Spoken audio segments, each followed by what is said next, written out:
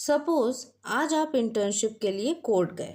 Senior advocate ने बोला एक एप्लीकेशन बेल का ड्राफ्ट करके लाओ और आप सोचने लगे हेडिंग क्या होगी, कोर्ट का नाम कैसे लिखेंगे, फैक्ट स्टार्ट कैसे करेंगे।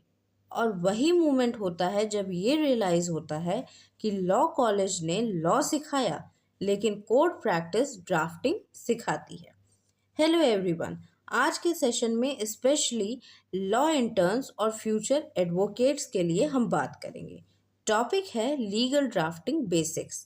अगर आप लिटिगेशन में अपना करियर बनाना चाहते हैं तो ड्राफ्टिंग आपके लिए सबसे पावरफुल स्किल होने वाली है।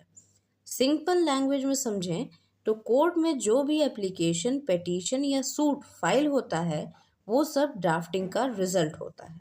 मतलब फैक्ट को लीगल लैंग्वेज में कन्वर्ट करना और कोर्ट से रिलीफ डिमांड करना, इसी प्रोसेस को कहते हैं लीगल ड्राफ्टिंग। कोर्ट में जज साहब के पास टाइम लिमिटेड होता है। जज सबसे पहले क्या देखते हैं? ड्राफ्ट। अगर ड्राफ्ट क्लियर है तो जज साहब को केस समझने में 1 मिनट लगता है। अगर ड्राफ्ट कंफ्यूजिंग है तो स्ट्रॉन्ग केस भी वीक लगने लगता है। ऑलमोस्ट हर लीगल ड्राफ्ट का एक फिक्स्ड स्ट्रक्चर होता है। सबसे पहले कोर्ट का नाम, उसके बाद केस टाइटल, फिर पार्टीज का नाम, उसके बाद फैक्ट ऑफ द केसेस, फिर ग्राउंड्स, फिर प्रेयर और फिर वेरिफिकेशन। अगर आप ये स्ट्रक्चर समझ गए तो ड्राफ्टिंग का बेस स्ट्रांग हो गया। चलिए एक एग्जाम्पल लेते हैं। सपोज पुलिस ने किसी पर्सन को अरेस्ट कर लिया। उसके एडवोकेट क्या करेंगे? बेल एप्लीकेशन ड्राफ्ट करेंगे। उस ड्राफ्ट में क्या लिखा रहेगा? एफआईआर की डिटेल्स, अरेस्ट की date, place, time, criminal history है या नहीं, और कोर्ट से रिक्वेस्ट करेंगे कि एप्लीकेंट को बेल पर रिलीज किया जाए। इंटर्नशिप के टाइम सबसे पहले ये ड्राफ्ट सीखने चाहिए। फॉर एग्जाम्पल बेल एप्लीकेशन आनी चाहिए, एफिडेविट आना चाहिए, वकालतनामा आना चाहिए, लीगल नोटिस आनी चाहिए, प्लेंट आनी चाहिए और रिटन स्टेटमेंट। ये लिटिगेशन ड्राफ्टिंग का फाउंडेशन है।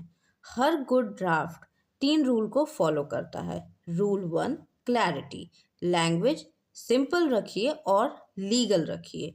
रूल 2, शॉर्ट सेंटेंस, जज साहब को पैराग्राफ में कंफ्यूज मत करिए, पॉइंटर्स लिखिए।